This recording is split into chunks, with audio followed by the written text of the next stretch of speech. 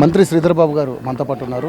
ఈరోజు మాగంటి గోపీనాథ్ గారి మరణ వార్త వినగానే ఆయన పరామర్శించడానికి వచ్చారు ఆ కుటుంబ సభ్యుల్ని. సార్ ఎలా ఫీల్ అవుతుంది? ఎందుకంటే మీతో పాటు సహచరుడు దాదాపుగా 15 సంవత్సరాలుగా ఆయన ఎమ్మెల్యేగా ఈ నియోజకవర్గానికి సేవలు అందిస్తున్న వ్యక్తి ఈరోజు ఇలా అవడం ఎలా ఫీల్ అవుతుంది?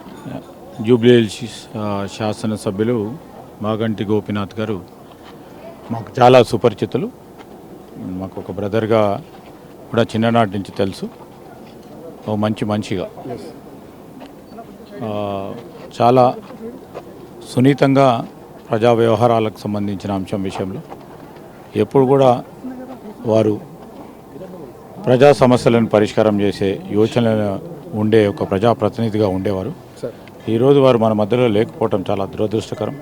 అకస్మాత్తుగా 3 రోజుల క్రితం జరిగిన ఈ సంఘటనకు సంబంధించి మరి చికిత్స నిమిత్తం మరి ప్రధానమైన ఆసుపత్రిలో కూడా వారు చికిత్స పొంది మేము ఆశించినాం తప్పకుండా వారి ఆరోగ్యం మెరుగుపడుతుందని.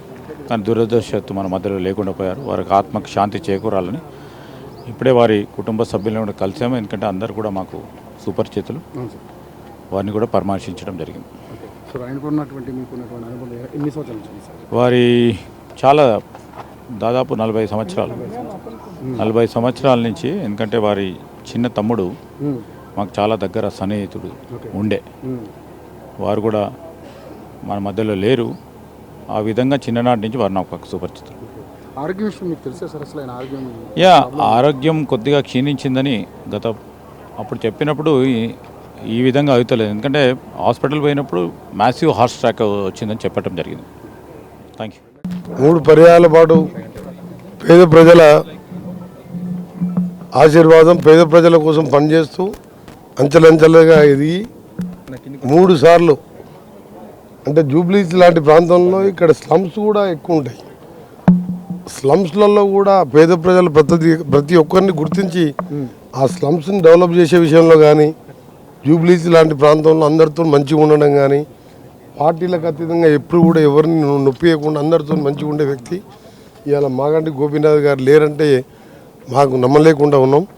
నిజంగా చిన్న వయసులోనే వారు మరణించడం చాలా బాధాకరం. మా మంత్రివర్గం తరఫున అలాగే నా స్వయంగా వ్యక్తిగతంగా కూడా 15 ఏళ్ళుగా మేము కలిసి ఉన్నాం అసెంబ్లీలో. చాలా సౌమ్యుడు, అందరితో మంచిగా ఉండే వ్యక్తి.